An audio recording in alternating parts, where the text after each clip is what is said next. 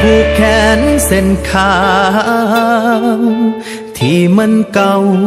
จนผู้สาวถาม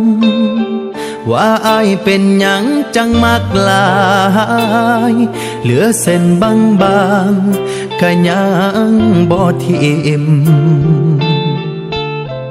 บอกกล้าตอบผู้สา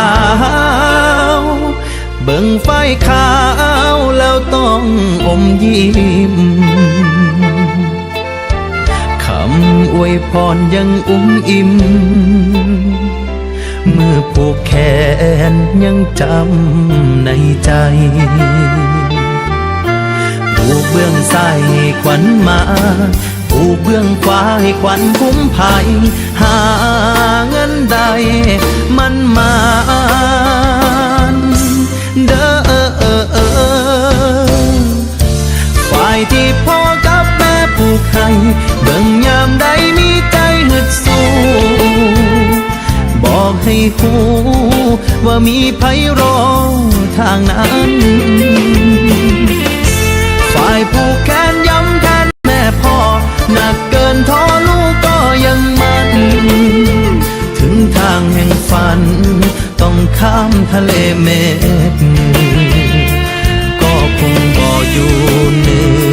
อเกินความตั้งใจ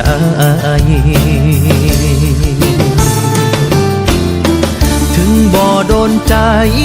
ผู้สาวบ่คือผู้บ่าวที่มีเงินนาถูกเหยียดถูกยามบ่ถือสาสาวผ่านเข้ามาก็แค่รอหาทางใหม่บ่มีสร้อยมีแหวนมีฝ้ายผูกแขนที่แม่พ่อผูกให้ลูกผู้ชายคนนี้ไงยังสู้ไหวในทุกเส้นทาง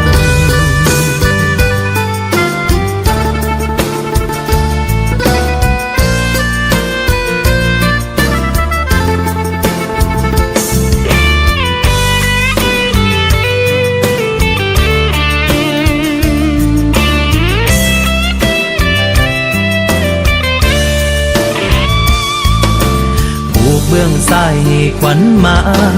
ผูกเบื้องขวาให้ขวัญคุ้มภัยหาเงินใดมันมา